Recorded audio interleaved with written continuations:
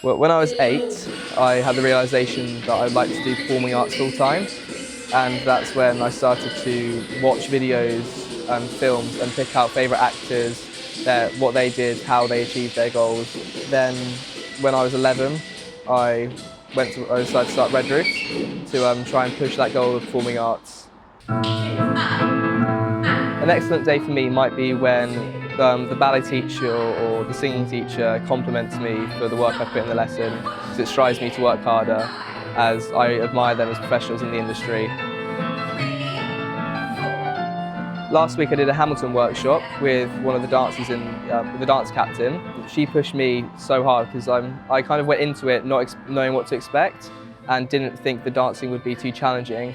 But then after seeing her do it, and she completely smashed it, it pushed me to try even harder in it.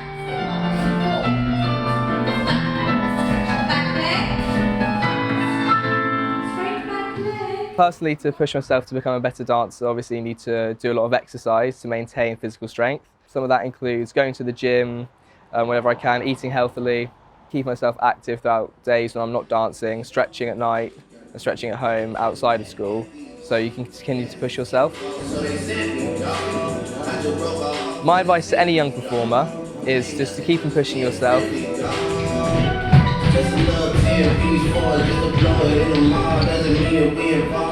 You might hit challenges where you'll get told you're not good at it, or you might feel as though you can't do it, but just use that as motivation to keep pushing yourself to become a better performer.